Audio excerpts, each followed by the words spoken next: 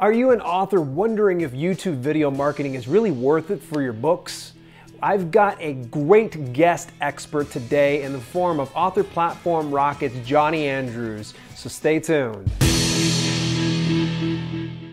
Welcome to Self-Publishing with Dale, and if you're new here and you want to learn how to publish books that sell and build an unstoppable brand, make sure that you subscribe and turn your notifications on so you don't miss a single live broadcast. Today I am bringing back one of my favorite guests, and this will be the third time he's made an appearance here on this channel. His name is Jonny Andrews. And some of you that aren't familiar with Jonny yet, I've actually dropped a few of his links inside the video description of this YouTube video, or you can always go check him out over at authorplatformrocket.com. Jonny is a ball of energy and a fountain and wealth of wisdom in this business. He is a business strategies consultant, and he's also responsible for taking authors from 0 to 60 miles per hour as quick as possible. And I am really pleased to bring him here to the show so we can wrap a little bit about one of my favorite topics, which is YouTube video marketing for books. So without any further ado, let's head on over to the live broadcast. Welcoming back to the channel, none other than one of my favorite people in the world, and I say this to his face and behind his back, Jonny Andrews. Dude, this is the first time live between you and me. Can the world handle this?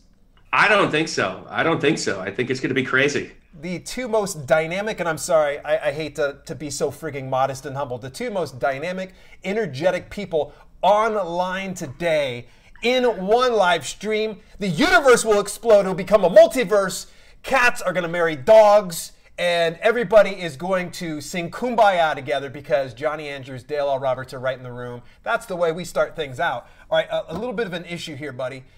Can you talk for me? Because it looks like I could definitely say something. Okay, good. I was talking the whole time, and I wasn't seeing the tachometer. I'm like, oh my God. You know what's interesting? I have a crazy echo going on here where I think we're running about 15 seconds behind. Yeah, you may want to go and mute the video that's running in the background so it's not jacking you up. Oh, that would absolutely do it. Hilarity ensues. That's so funny. I do the same thing to myself like every day on Facebook. I'm like, why am I 15 seconds behind everything? It's so bizarre. Okay. Oh, yes, folks, this is how we start things out, man. Jonny, dude, it's really a pleasure to get you on here. And to introduce you to some of the audience and such. Give us a little bit of a, your Reader's Digest version of who you are, Jonny.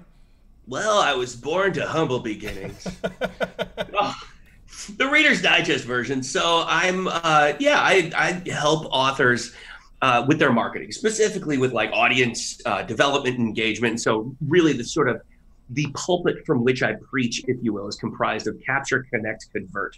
And so it's a very specific three-part section. And the reason why I do this is because it actually works. So for a lot of authors, I'll kind of address the issue. Over the past 24 months and the majority of conversations that we've been having in the association, on the calls or whatever it is, most authors are finding a lot of difficulty getting traction right now in the marketplace. And it's been sort of this brutal pain in the tuchus for them. And I mean, some of the folks that we're talking to now are, they were doing multi-six figures and now they're having trouble making the car payment kind of thing.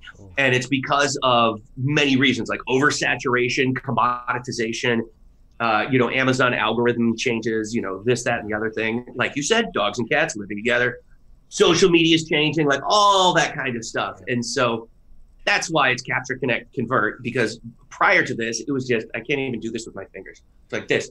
Everything was capture and then convert. And it worked for a little bit, right? It was cool. Yeah, you could like send traffic to a thing and people would be like, yeah, your book. And they'd buy it.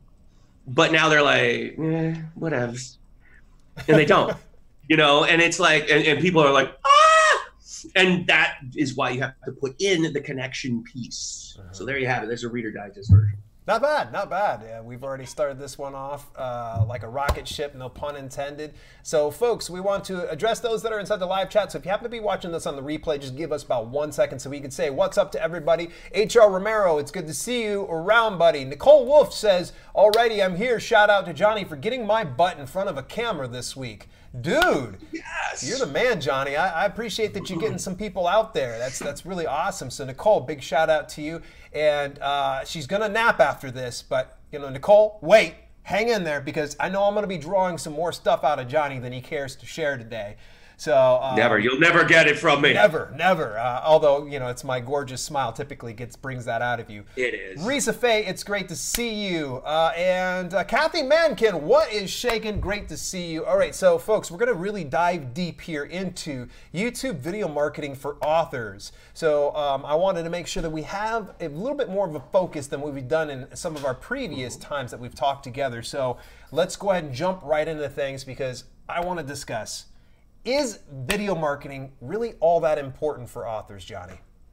Not only is it important, it's one of the most important things. Now, let me give a quick caveat to this because this came up in the group a little bit ago. It's like, what if I can't do video? Now, we're not going to dive into it too much today, just because, you know, we're a little off topic, but I do want to address it, is that, you know, if you have like a specific reason, let's say like some, you know, maybe like being stalked by someone and it's kind of a little bit of a problem where you're not able to really show your face online, that's actually okay. So some of our agency clients are in that position. And one of the videos that we did, I mean, don't let the wet irony hit you in the face, but like the video that we did on that was showing some of the results of using actually multi-step long form content. So if you're a fiction author, that would be like breaking up what you're doing and stuff like that, and then beginning to do things called retargeting to the people that are landing on that. So video is not necessarily the only thing that you can do, but if you want the best thing that you can do right now, get out there and do video. Like that's the thing. And so part of the thrust, if you will, of what we're doing with all these folks is really just kind of punting people into the limelight. Yeah. And without fail, I am not kidding about this. I know a lot of people are like, but I'm shy. You know, here's what happens when you do this is that the love and affection of all the people that you're with, I mean, you've built a fan base, and this works with Facebook, this works with YouTube. You have built a fan base for the love of all that's holy. Engage with them, because here's why this is the most important thing. The reason why most authors aren't selling right now, or like went from multi six figures down to like, we have to sell the dog's blood just to be able to pay, you know, for the car, you know, because dog blood is so popular right now in the black market. Right. Yeah. Even more so than zombie erotica. I'm just saying. Zombie erotica. There's one book out there that fell into that. I used to joke about it all the time, and then someone like emailed me the link. I'm like, oh dear Lord, that is real. It's a real thing, Johnny. It's a real thing. I didn't know. I thought I was making it up. Way to manifest it, man. It was all because of your thinking. Luckily not, because it came out 2 years before I started the joke, and I'm like, it's not my fault. For once, something horrible is not my fault. No, so anyway, like, but the part of the video that's so cool, and the reason why, you know, it works so well is because of the fundamental truth of humanity.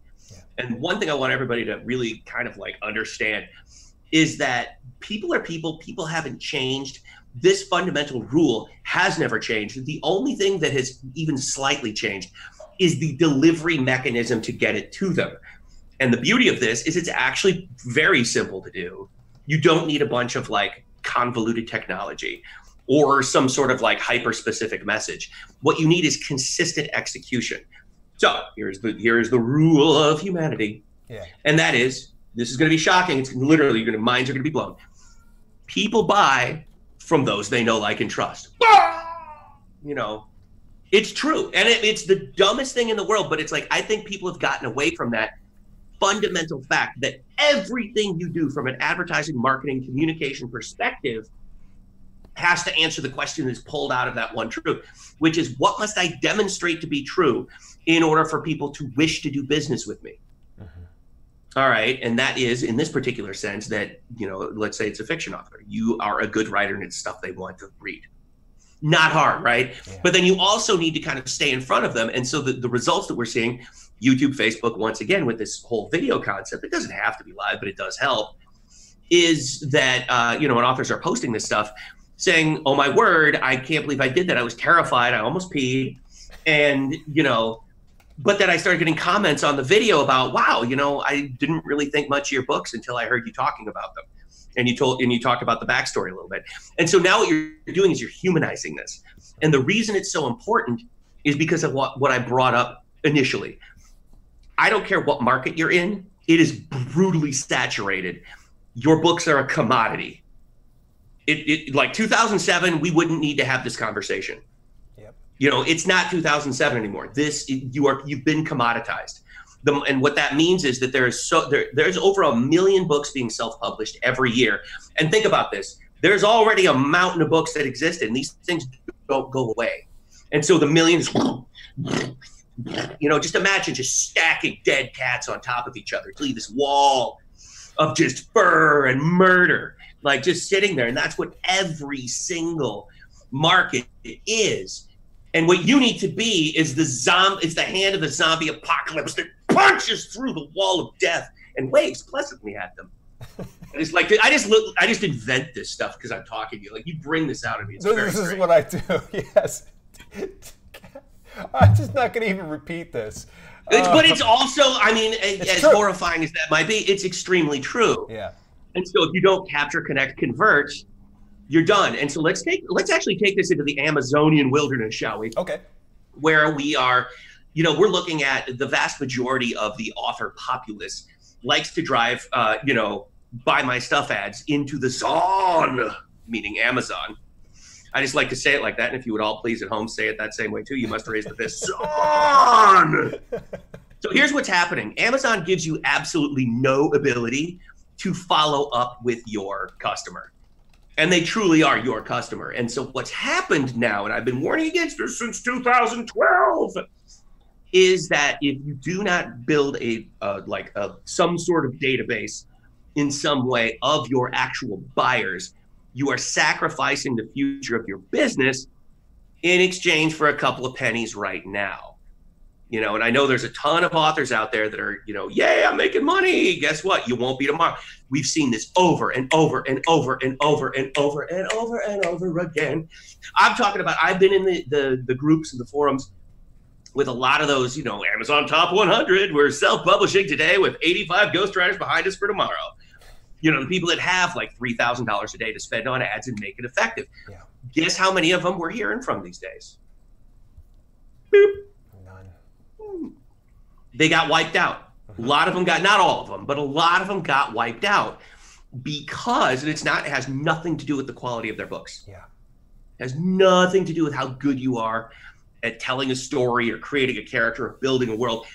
100% of your success right now is going to come down to your ability to cut through the noise and differentiate yourself. Period. End of story. You want to survive, you want to, you know, now into the future, that's what you got to do. And if you're not, bye. And I'm being very specific about this.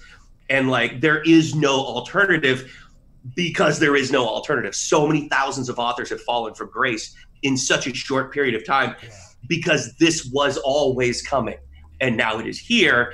And sort of, you know, the apocalypse has lain waste, you know, to this ocean of authors. And they're like, what's happening? It's like, you have to walk amongst your people, you know, and that's why, like, you know, a lot of people are like, oh, I do blog tours and book signings. Stop it.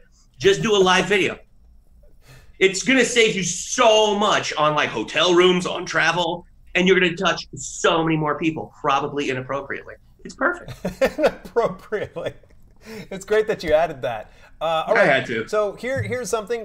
Naturally, let's shift it on over to what's this gonna cost me? Do we need a lot of money to do video? I recommend mortgaging your home.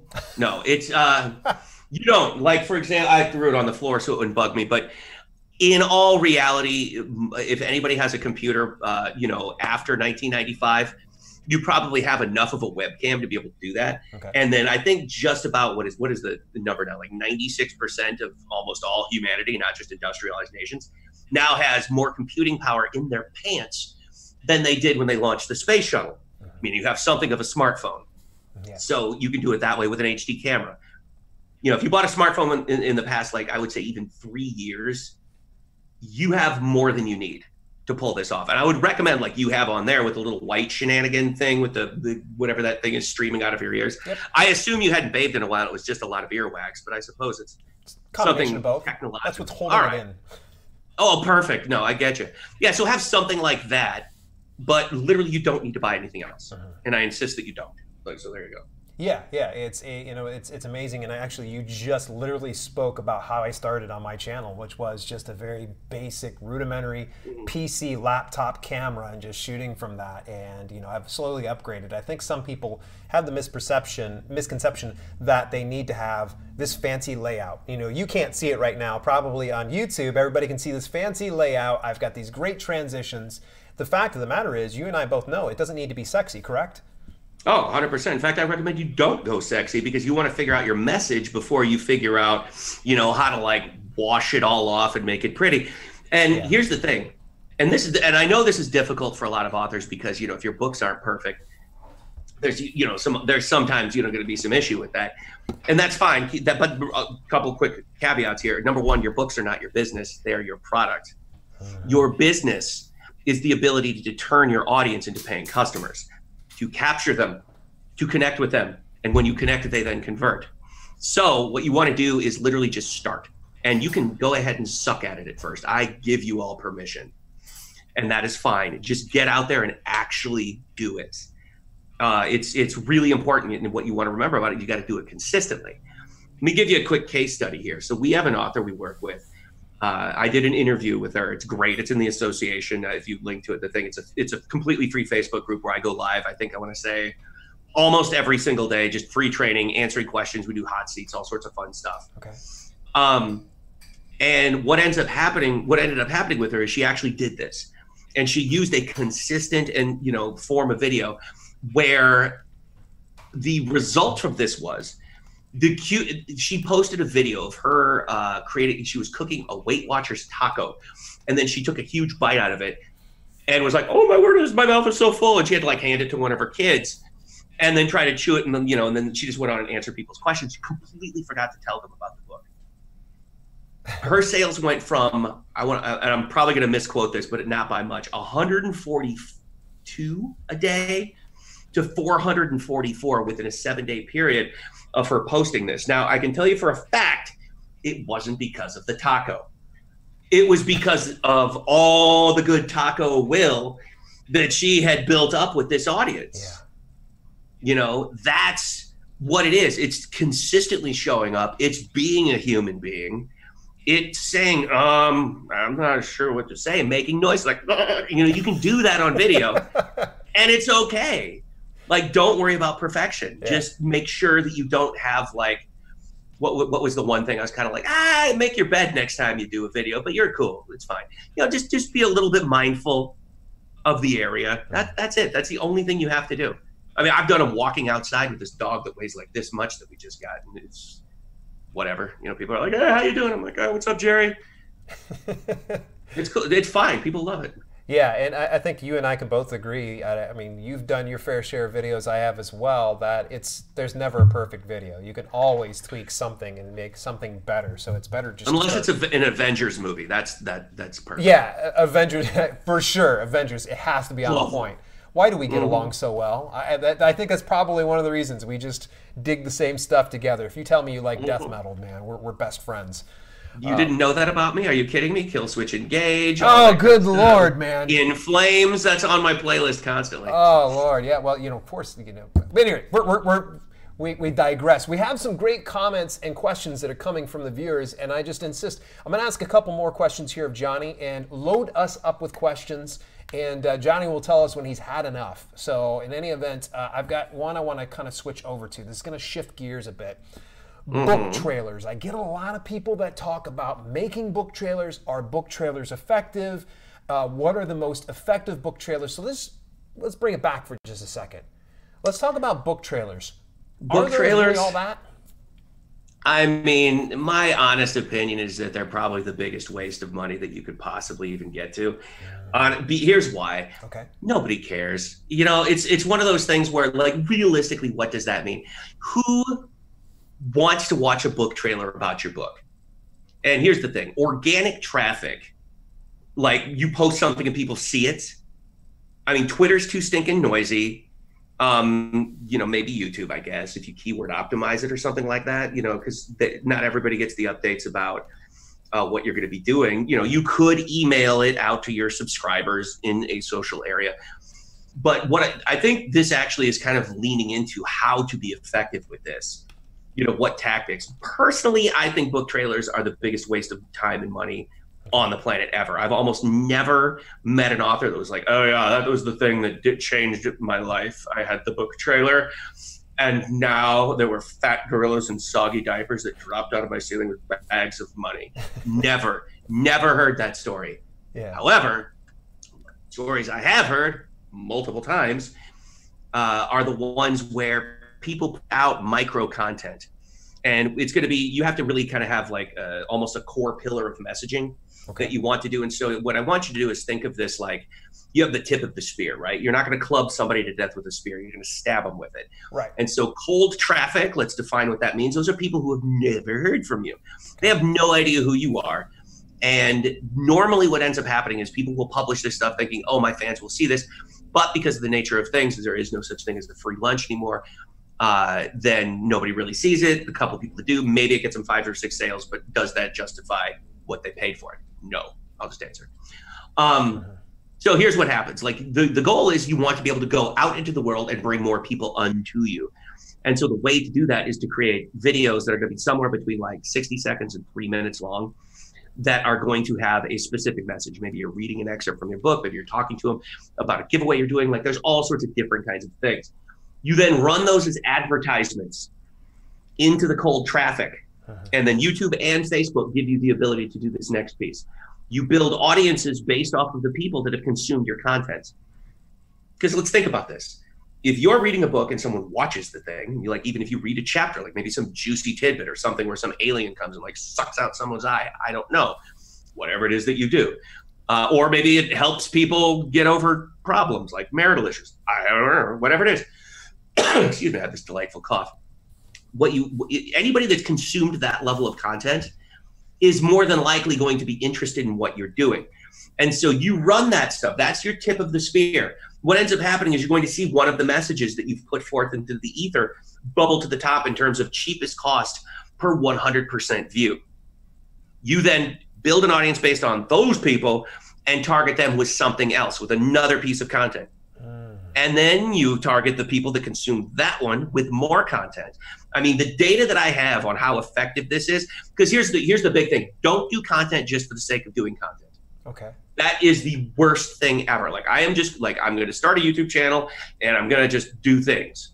No, you have to be strategic about this. You have to be intelligent about this and recognize that you have to answer the question, what must I demonstrate to be true in order for people to wish to do business with me? That's from my good mentor, Mr. Frank Kern, by the way. Who probably got it from someone else, who got it from someone else, who whatever. But I'm telling you now, so I'm awesome. But it's just, that's what you have to do, is you have to be strategically hurling out content into the world and then running it, even if it's a low cook budget, like $3 to $5 a day, into the cold traffic. You don't need to be spending an episodic crap ton of money on this. Interesting. Yeah, because, and it's just, you just wait for it to happen. And this is the other factor. Be patient. Patience.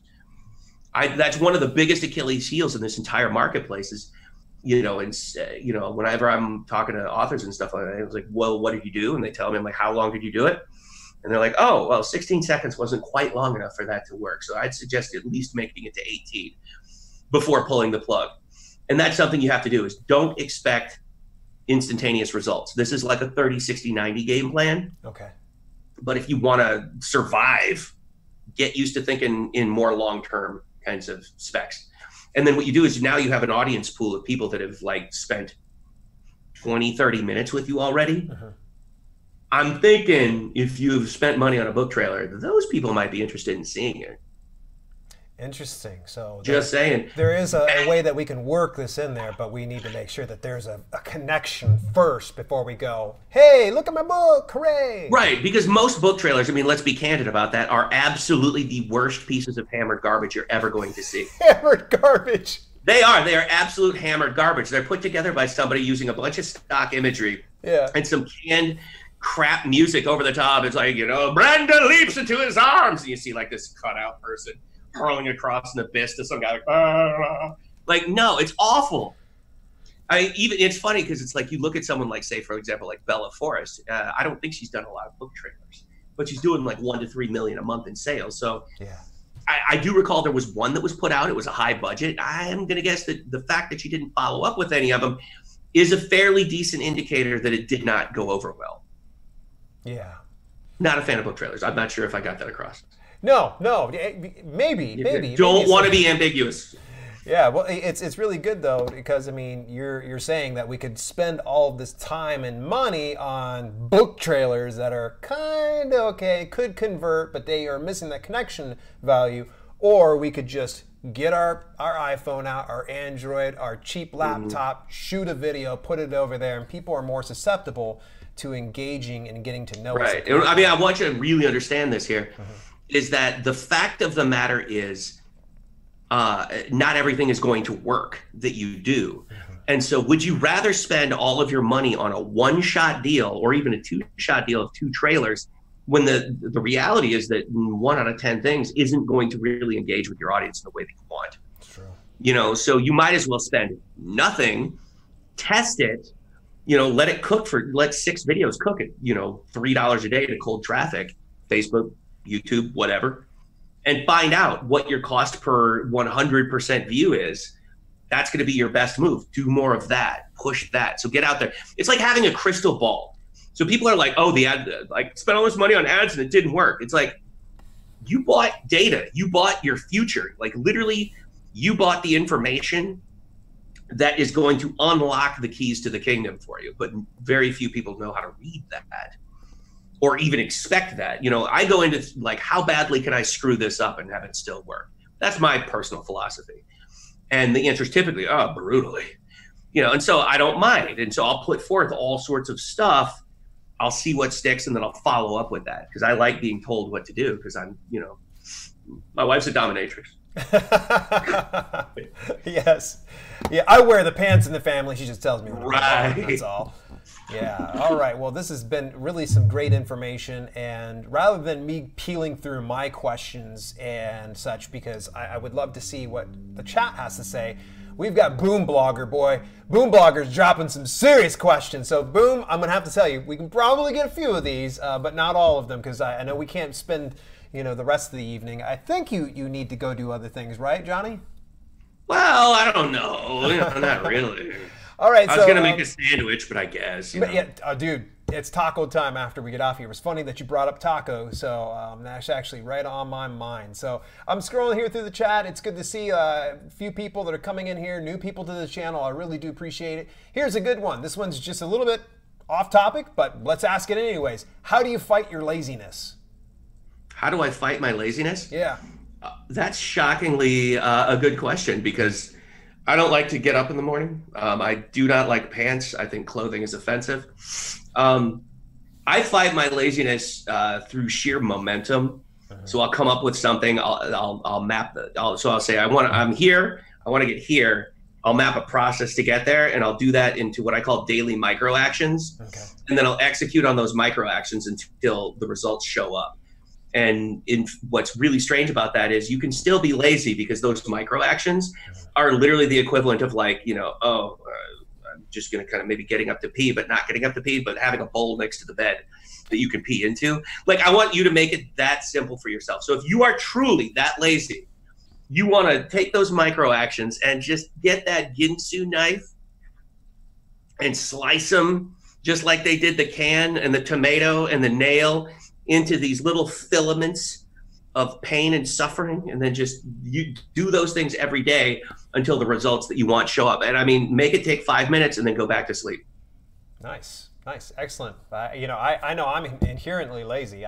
For me, that's the same process I follow through. It's just getting those small bites. How do you eat an elephant? One bite at a time, and that's how I do it. So the other way to do that actually is to hire people to do it for you. Yes, that's my favorite part. And then yell at them when they don't get it right. Totally. Just be mean. Someone was asking me how I was typing. I'm a touch typer here, folks. So as Jonny talking, I'm literally just typing with my fingers here. Sorry, Jonny. I was chatting with them while you were chatting with me. So that's okay. This question, some of these are really tough to kind of piece together, but how many books have you launched? How many books have I launched? Yeah. 325 of them, maybe. I mean, over the course of years and stuff. Possibly more. I haven't really, I don't know. Our best one did a little over 15,000 sales in the first week. It was definitely a good time. Wow, yeah, man. That's taco time for that right there. Jeez. Yeah, it was good. I mean, a few of our agency clients, I mean, we've, helped them hit like USA Today, blah, blah, blah, that kind of thing. Yeah. I mean, I don't like book launches because I think they're, for most authors, unless you already have an established fan base and that kind of stuff, and if the vast majority of authors, they're going to lose money if they try to launch a book. Okay. And so that, excuse me, that's kind of a weird canoodling around the answer, but actually it's probably closer to 400 books at this point. I truly, if I'm adding in like agency stuff and all that other kind of thing. Wow, that's quite a bit. How many books would you recommend publishing per month then? Per month for one author? I mean, I don't recommend the whole like. So I mean, in all of your minds, I want you to follow me on this one. I want you to picture a wheel like this on a thing, so it's propped up, and I want you to picture the hamster, and it's just spinning in a circle. That is the book per launch, or the book per month launch model. Okay. If you do not do capture, connect, convert, you will forever be the hamster in that wheel, and you'll get exhausted, and eventually it won't work anymore, kind of like it's not now for a lot of people. Yeah. So like I said, the end is already near. The zombies are already eating your lower extremities. You just haven't felt it yet because of the beta blocker Amazon put in your spine. So how many books do I recommend publishing a minimum of 4 to 6 books per year. Okay. To remain relevant for at the absolute, and that's for fiction people, because if you're doing like one every 2 years, you're not even serious about existing in this space. Okay. That's just, I mean, you just look at the numbers of like what it takes to really do that. Now, if you're doing like 1 or 2 like really big ones with like a bunch of shorts every other month, that's cool. That's fine. But I mean, there's a book out there called Write, Publish, Repeat. I never wrote it. It's not my book. Yeah, the gang at Sterling and Stone. Exactly. Like those dudes, I look at them in terms of like the product creation business model. And remember, that's not your business. The books are your product, but the ability to put out product like that is very important. So learn how to do it. Let's see. Waliak says, ask him about being on LinkedIn. It was so funny. You and I were literally talking about LinkedIn before we even hit the live. So what are your thoughts about LinkedIn and how it can benefit authors? And could you speak on the more recent development over the past year of native video on LinkedIn? I mean, I personally haven't played a lot with the native video on LinkedIn. I have a bunch of different strategies, but I'm also doing a B2B lead generation tactic. So LinkedIn is great if you are trying to promote the business behind the book. Okay. For fiction authors, it could be very good for finding partners with larger fiction authors if they're on there. Same thing with Twitter, like find people with an audience and go like, walk amongst them, try to leverage their audience, maybe to help you promote and that kind of thing. Always be cool, never douchey. Yeah. But LinkedIn can be really good for that kind of stuff. I mean, it's worked for me. It's worked for a lot of people. And if you're playing the B2B game and you have something behind that, like a higher ticket thing, like if you're trying to book speaking gigs and you're like, hey, look, I'm an author, I can also talk, then that's great. It works really well. Awesome.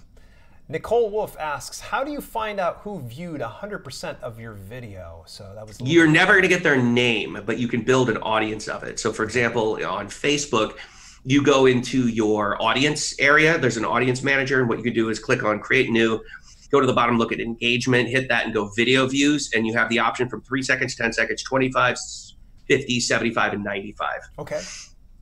Skip 3 seconds. That's not going to help you. 10 seconds, not going to help you. I start at typically 25, 50, 75. And you want to create a single audience of each one of those things if you want to be that granular. You can also say, I want to target anybody that watched 25 to 95% of my video. And that does include the 100%. Yeah. So you can kind of see which one does better. But that's how you do it. It's not going to say, oh yeah, Laura Cabaret from Omaha, Nebraska just watched this. Why don't you send her like a disturbing email message? Like, it's not going to be like, it's not like it's not that. too creepy, right? Right. That would be like, oh my word, how did they know? Nice. Let's see here. Ernest asks, is using book promotion sites ideal for promoting books? As opposed to Viagra? Yes. As opposed to... Yes, I would say they are. I guess that's slightly self-serving, being a guy that owns a bunch of them. Yeah. I think that they're great. That email marketing is one of the biggest things. Like, let's look at BookBub, for example. BookBub, if you get a BookBub, like, now I'm not talking about the pay-per-click stuff. Right. But I'm talking about they actually put you in that, daily send-out newsletter of theirs. Yeah. That, for a lot of authors, can change lives. I mean, temporarily, of course, but people have made, 30, 40, 50,000 over the course of a couple of months just because of that. And the reality of everything that we're doing is to simulate that within our own ecosystems. And so everything I'm talking about right now is literally the ability for you to become your own BookBub. And what something we do for our people is called a pulse, where if they're, obviously go get BookBubs and try for them, et cetera, et cetera.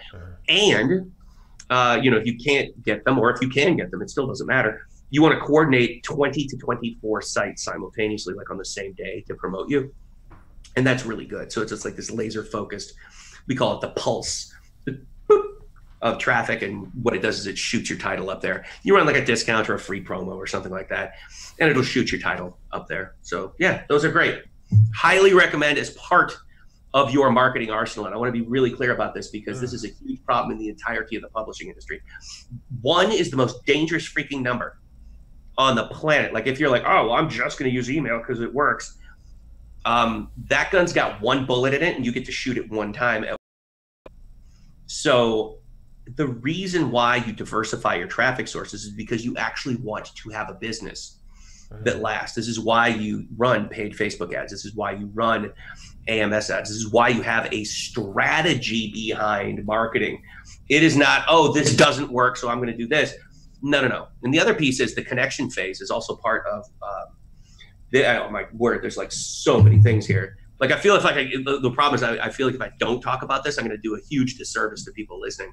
Yeah. So one thing that's brutally missing from the vast majority of authors in this is having an automated follow-up sequence. So here's the current mentality in the industry is that build a big list, build a big following, build a big list, build a big following. So what has happened is no one has talked about the piece that comes next. And so lots of people have, lists of 25,000, 50,000 people. Yeah. And they'll jump on and they're like, well, this email marketing thing you talk about doesn't work, because I'll hit send and I'll sell 6 copies. I'm like, yeah, that's because you have a zombie list. It's filled with like author swaps, these multi-author giveaways where you like upload this huge thing of like spam traps and destruction and get booted out of MailChimp. I am 100% sure people here know what I'm talking about. Yeah. And the problem is, it's like everyone sends what they think is a good idea called a newsletter. No, stop sending these monthly newsletters. It is the worst thing you could do outside of everything I just mentioned. Yeah. What you want to be doing is have a series of automated, follow-up sequences that, first of all, deliver the free book that you promised them in the first place, then follow up with them a little bit. I recommend actually pinging people into various social networks so that they can see you and engage with you and that kind of stuff. But the people that don't respond to this, that aren't engaged, almost everybody does this now. You can automatically tag them as non-responsive and flush them out of your system. This is called prospecting. It has to happen. We are people connectors. We are not people collectors. And so far, everybody has been a collector. And so the folks in the association, for example, are like, oh, my word, it was the scariest thing, but I deleted 2/3 of my list. Good. Let them go. Yeah. They weren't there anyway. They were just costing you money and taking up space. And it's even worse than that, because there are companies now out there in the ether that are monitoring what's going on when you hit send. And if you aren't getting a certain level of engagement with this, they're like, well, this person's not even worth existing. And what ends up happening is your message doesn't go into spam.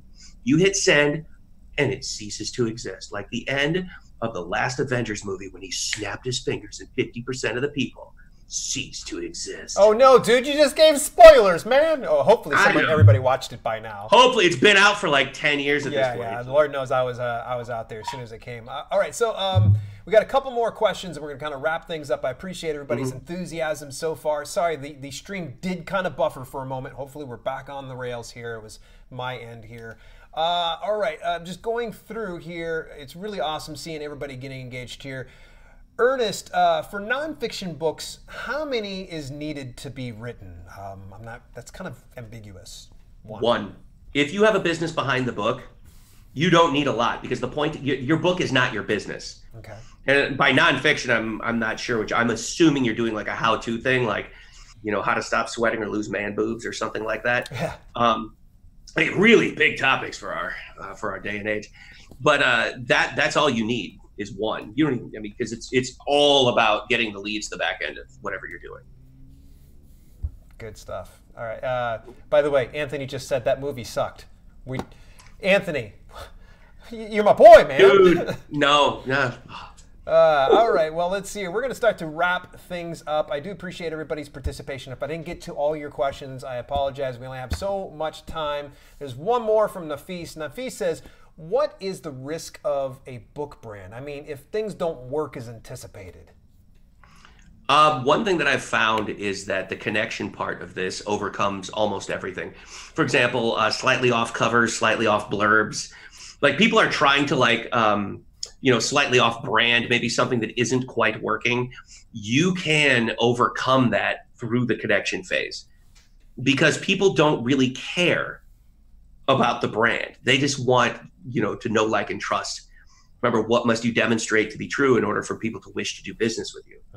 You know, and that's really very much where it, you know, what all this stuff comes into, is that you can completely circumvent that. And like I said, there's been authors posting who are like, oh, wow, I did this, and people are now posting links. They're like, well, I wasn't really interested in your stuff, but then I saw you on video talking about like the character and the backstory and maybe reading a little bit of it. They were like, oh, this looks really good. I'm going to go check you out.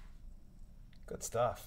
Man, love it. You dropped a lot of great information. So, hey, what do you got going on? How can viewers get a hold of you? I know that you've got the Facebook group that you are like, literally, there's so much massive engagement over there. So plug all your stuff, because we want to know where you're at and how we can get you.